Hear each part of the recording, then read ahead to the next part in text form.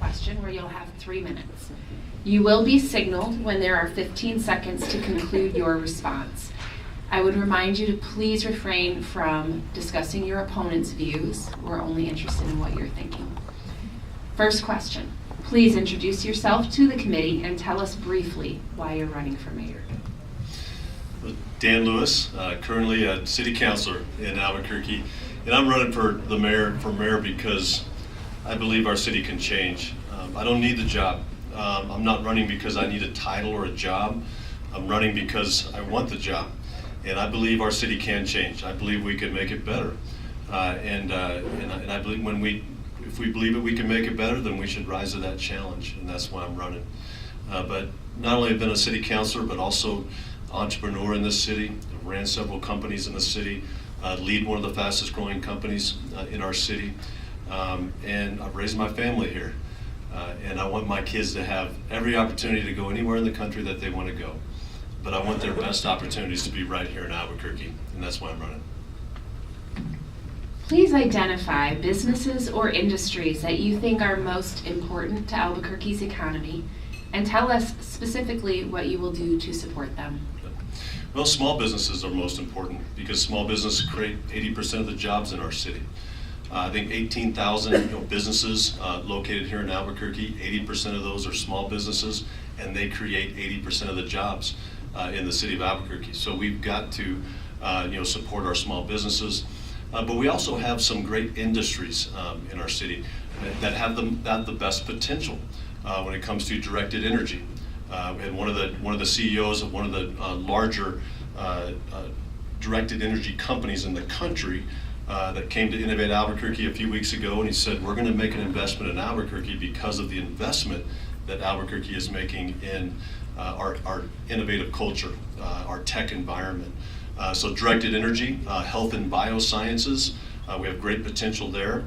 Our creative economy, you think of Meow Wolf as an example of our creative economy and how we're helping people with great ideas, turn those great ideas into businesses that create jobs. Big data is another strength, I think, of Albuquerque. We're number 6 in big data right now. Autonomous vehicles. Albuquerque just declared, we just declared Albuquerque as an autonomous vehicle city to be able to lead the way and ensure that companies around the country know that we're going to lead the way. We're going to be innovative in that. So I believe we have some incredible strengths, and what you do in business is you focus on your strengths and keep your costs low. If the city experiences a budget deficit or a decline in revenue, as it has in the recent past, what would you propose to balance the budget, and over what time frame would it be implemented?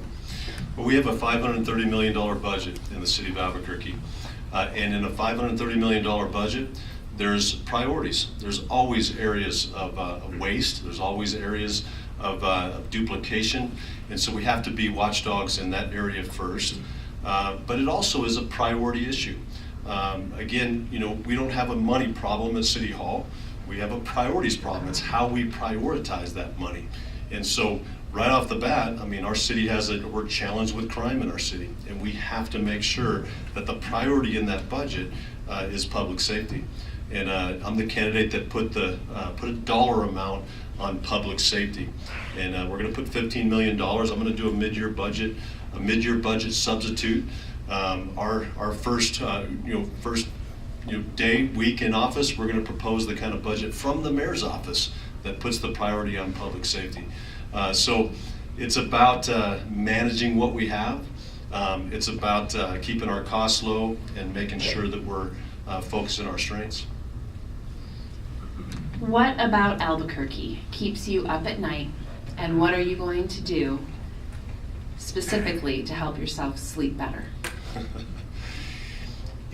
What keeps me up at night is what keeps a lot of people up at night that run a business. It's making sure that business hits the bottom line, that the business is profitable, that our team members are effectively doing their job and productive.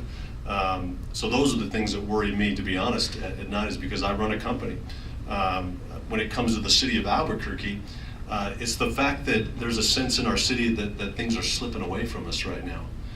When it comes to public safety, when it comes to a stagnant economy, and certainly to failing schools. And so when it comes to Albuquerque, the fact that there's a mindset in our city, and there's the reality, not just the perception, but the reality is that the city is slipping away from us.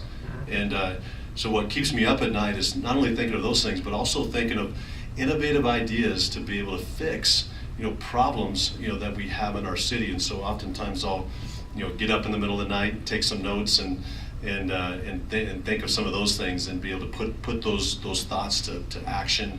Put it down on paper and come together and put it to action, which is really what public service is about. It's about putting to action those bold solutions and ideas that are going to change our city. Turning to crime, how will you measure your success in reducing crime in Albuquerque? Specifically, at what point in your term will you expect to reach a measurable outcome? We're going to reach measurable outcomes pretty quickly. Again, with the priority in the budget, first of all, we're going to be able to measure it by being able to see in the budget that public safety is the priority in the budget. Again, with a specific dollar amount that we're going to put into it.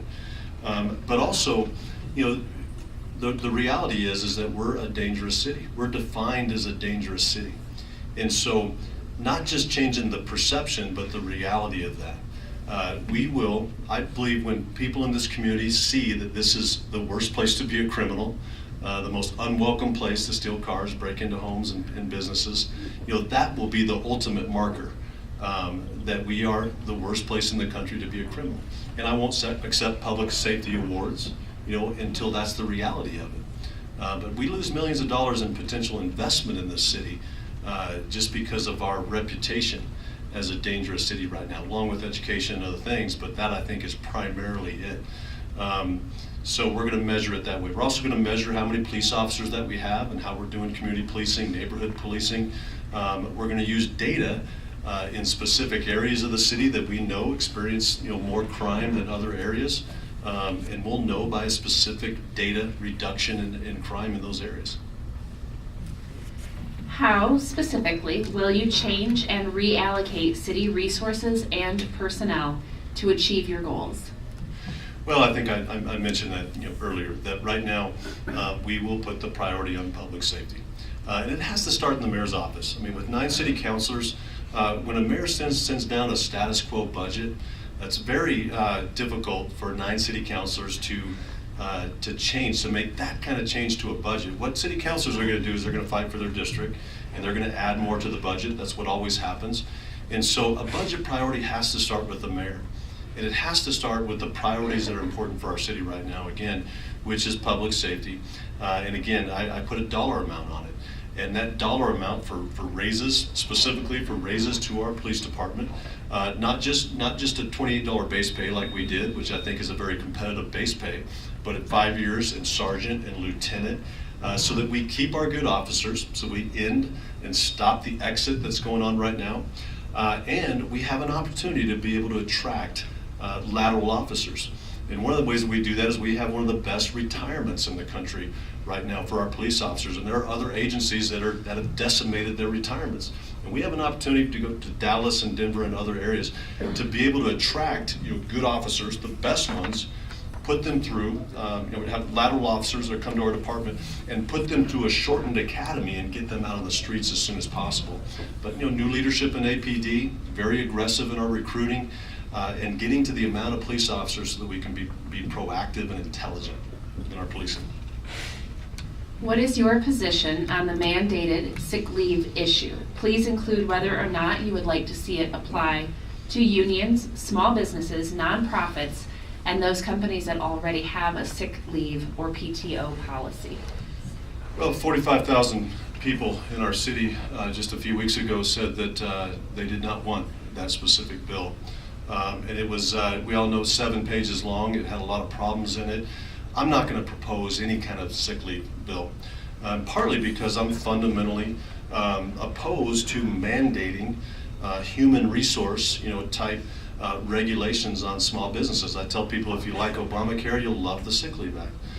If you want the 9-member city council to be your HR department, you'll love the Sick Leave Act.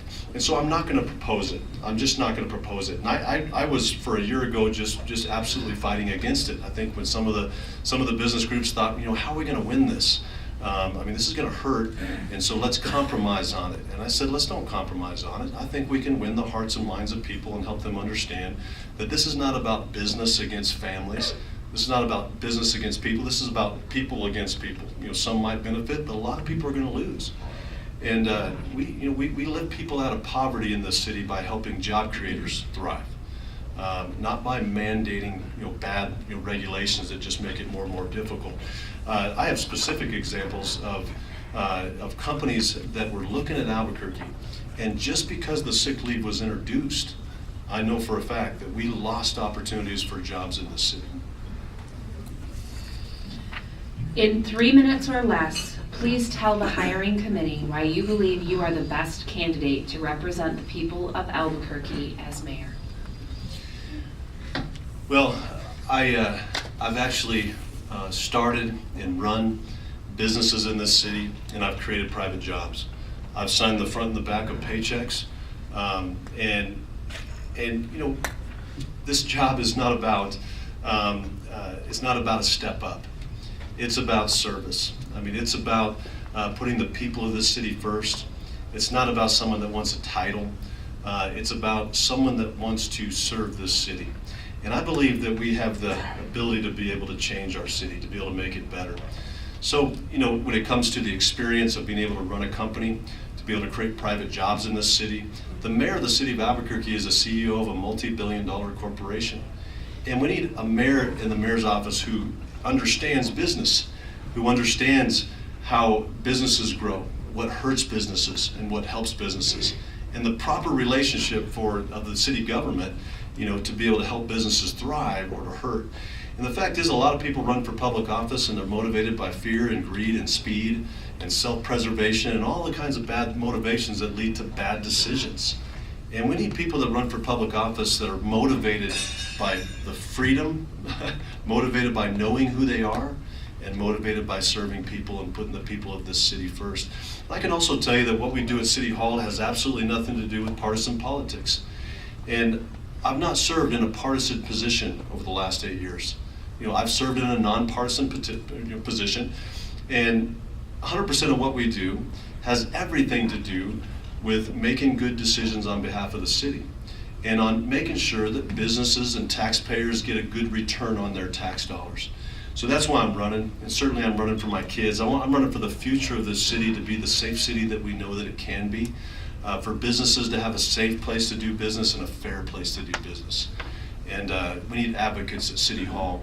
I tell business owners that you have enemies at City Hall. When it comes to the Sick Leave Act, that's not just one job-killing regulation. In my 8 years on the council, I've seen many bills like that come across the council.